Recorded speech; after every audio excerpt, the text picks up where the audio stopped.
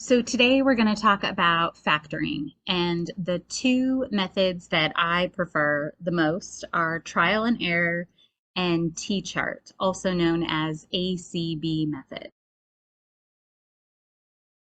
So the first method, trial and error, I really like because I think it's the easiest and the most um, widely used as far as you can use it the most in most cases. So here's just an example of one. Trial and error, the whole point of factoring is we are trying to get to our two parentheses. So we have our quadratic polynomial, usually a three-term polynomial, and we are trying to get to two factors. So the first method, trial and error, is we look at the first term first and we think, okay, what two things get me to x squared? Obviously, it's only x and x. Then I skip the middle term and I go right to the last term and decide what are some factors of 10. And immediately I could think of 10 and 1. And then I have to think, do those two add up to 7? Because if we quick remember FOIL, whenever I'm thinking about factoring, I'm also thinking about foiling. So if you remember, FOIL is our first for F, our outer for O, our inner for I, and our last for L. So immediately when we're thinking about these factors of 10, I'm thinking about if I were to FOIL my outer and my inner terms, do those add up to 7? So in this case, if I pick 10 and 1, my outer would be 1x, my inner would be 10x. Those do not add up or subtract to get 7. So I've got to think of some other factors of 10. So the only other two factors of 10 are 5 and 2. So then I think to myself, can those two add up to 7? And yes, right? Then I work on my signs and I think, okay, they both have to be positive in order to add up to 7.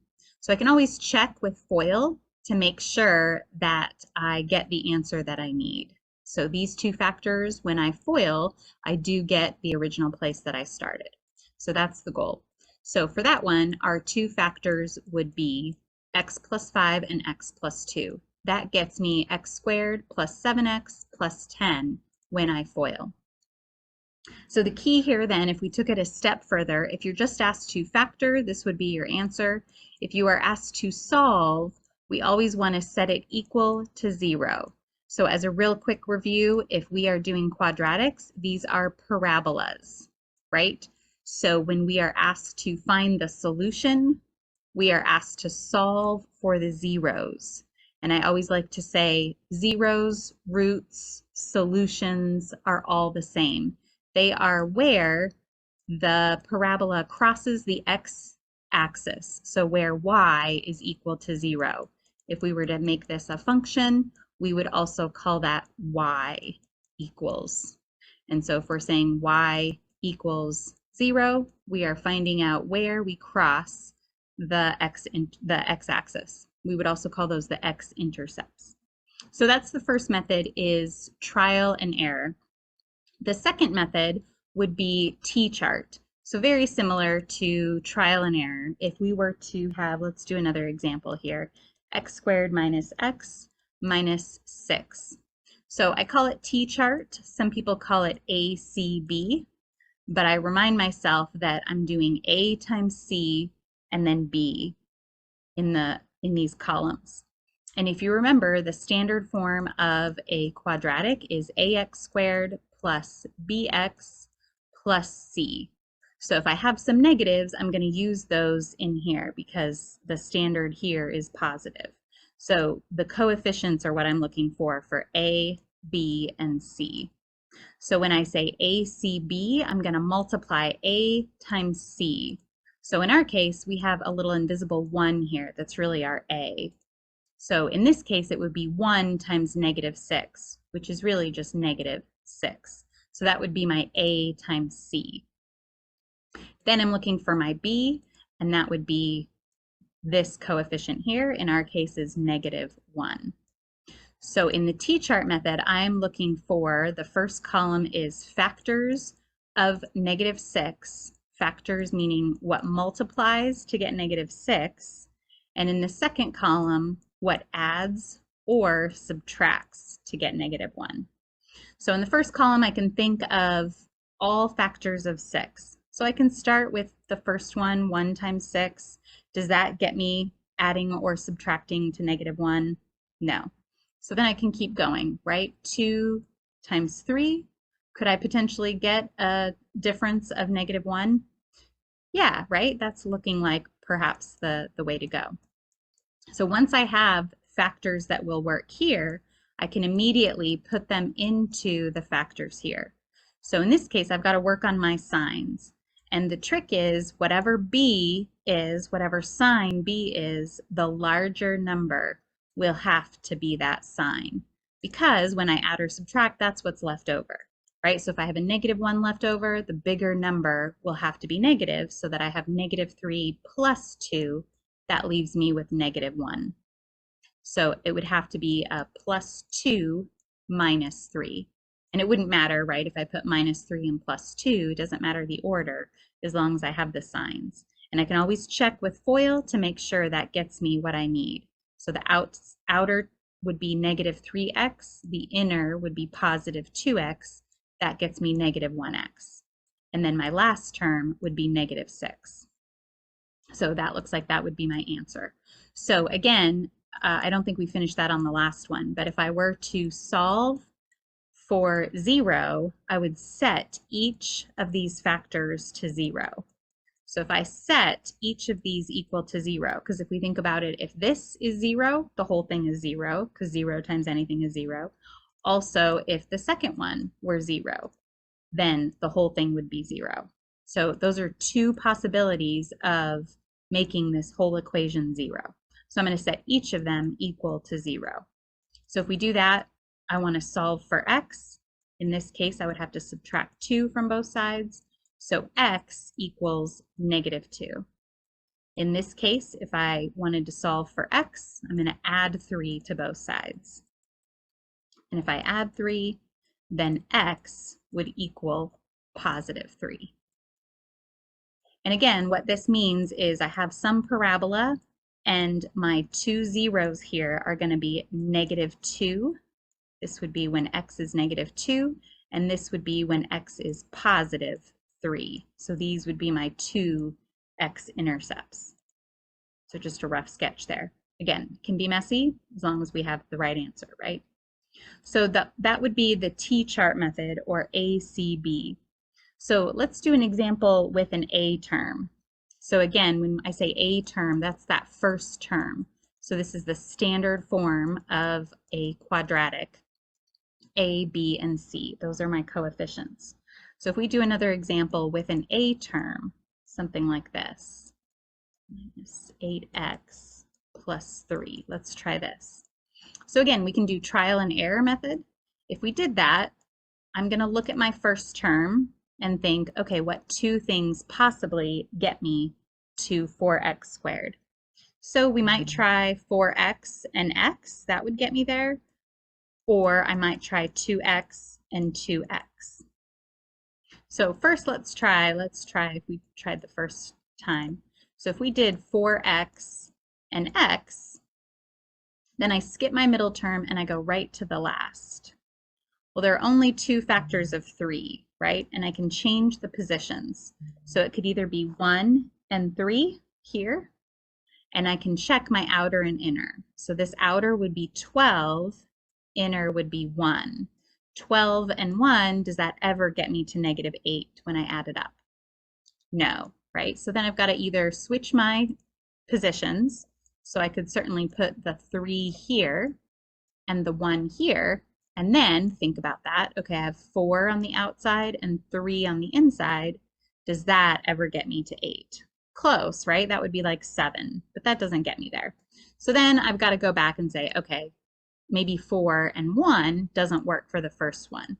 So I can change that to 2 and 2. And this is why we call it the trial and error method. Sometimes it's not as quick, right? And it might take up more time. but it takes up less room if that's ever an issue, right? To me, I think this is the foolproof way and the way many of us were taught lots of years ago. But the newer method, T-chart and ACB method, is fail-proof. So that's always a safe bet as well. So for this, if we check this, we had 2x and 2x. That gets me 4x squared. Now I can check my outer. My outer would be 2, and my inner would be 6. Would 2 and 6 ever get me to 8? Yes, right? And if we're adding up, meaning they both have to be the same signs. So that would be a minus 6x and a minus 2x would get me negative 8. And I check my last term, negative 3 times negative 1 would be a positive 3. So that is our answer. So that would be our factors there. And again, if we set this equal to 0, meaning they want you to solve for x, we would set each of these equal to 0. And that might look kind of funny, but that's okay. We're just going to get some fractions here. So in this case, we would add 3 to both sides. And then I have 2x equals 3. Then I'm going to divide by 2. So in that case, x would equal 3/2. Kind of a yucky number, but that's okay, right? 1.5-ish. So on this one, same thing. I would add 1 to both sides. If I add 1, 2x equals 1. And then if I solve for x, I'm going to divide both sides by 2. So x equals 1/2. So those two answers would be 3/2 and 1/2. Those would, again, be our zeros. 1/2 and a little more than 1. 1.5. So our little parabola would be very tiny, something like that. So that would be the trial and error. So now let's try an example with an A term using T-chart method. So let's try another one. 3x squared plus x minus 4. So T-chart method, or ACB, means I'm going to take my A term and multiply it by the C term. So in this case, that would be 3 times negative 4, which would be negative 12. So I'm looking for two factors of negative 12 that add up to B, or in our case, positive 1. So we can list all of our factors. This is what I like about the T-chart method, is you can kind of list all your factors and kind of visualize, do they add up to 1? So if we think about 12, we could start with 1 and 12. Does that add up to 1? No. 2 and 6. Could that add up or get a difference? No. Then we can do 3 and 4. Does that get me a difference of 1? Yeah, definitely. So again, my B term tells me what sign the biggest number has to be. Or if I just do figure that out, 4 minus 3 is positive 1. So then I've got to make sure. So now in this case, though, I can't go right into x minus 3, x plus 4, right? That doesn't get me my last term of 4 and my first term of 3x squared. So this is where it gets a little bit funky with the T-chart method. So I'm going to use my two factors here, and I'm going to replace that middle term with those two factors.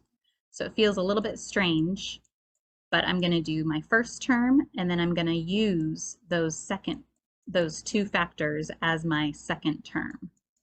So if we think about that, for negative 3x plus 4x, or 4 minus 3, does get me positive 1x. So I really just replace that little chunk with those two factors. And then I have my minus 4. And then this is the part that I call magic. We say by grouping, factor by grouping. And this is where I've kind of thought ahead and thought, I'm going to put the 3 with the 3. So I could have rearranged these two factors, but then that wouldn't have worked, because the 4 would have been with the 3 and blah, blah. So I'm always kind of thinking ahead, what can I group with the other factors that are already there, other terms that are already there. So in this case, I'm thinking, okay, from these two, what can I take out that's common in both of those? I see a 3 and an x that is common in both. And when I say factor out, I'm thinking about undistributing, right? We use factor, I feel like, a lot for a lot of different ways. So if I take out a 3x from both, what would be left would be an x minus 1. So I'm always thinking about redistributing, just like I'm always thinking about factor FOIL. Those go together. When I'm thinking about undistributing or factoring out, I'm also thinking about distributing back through. So if I were to distribute this 3x back through, that would get me 3x squared, and the second term would be minus 3x. Sometimes it's always easier to think about multiplying as opposed to dividing, right? So here in my second 2, I'm thinking what's common there? I could take out a positive 4. And sometimes I might want to take out a negative. Usually if there's a negative here, I would want to pull the negative out, because here's what happens. So if I take out a positive 4, what would be left? X minus 1, because when I redistribute, that gets me 4x and minus 4. So I call this magic, and the magic only works if these two parentheses are the same. They have to be the same. So, and the reason for that is, again, we're almost like picturing how we're going to undistribute this common term out of both of those. So it feels a little bit strange, but the x minus 1 now is a factor, and the one that's left over is the 3x plus 4. So we can always double check again with FOIL. My first term would be 3x squared. That gets me back up here. Outer would be positive 4x. Inner is minus 3x. That adds up to positive 1x. And then the last term is minus 4. So these would be my two factors. And again, if you needed to solve for the zeros, we would set it equal to 0. X minus 1 equals 0, or x equals positive 1. Also, 3x plus 4 equals 0. And if I were to solve for x, that would be a minus 4 over 3. So those would be our two answers for the solution, or the zeros, or the roots, or if they just wanted the factors, we could have left it here at this stage, x minus 1 in parentheses and 3x plus 4. So those are the two methods that I say are always fail-safe. They work on any quadratic. The two methods are trial and error, the first one, where we just kind of go back and forth and try to set up our parentheses. And the second method is T-chart, or ACB method. So hopefully those are helpful.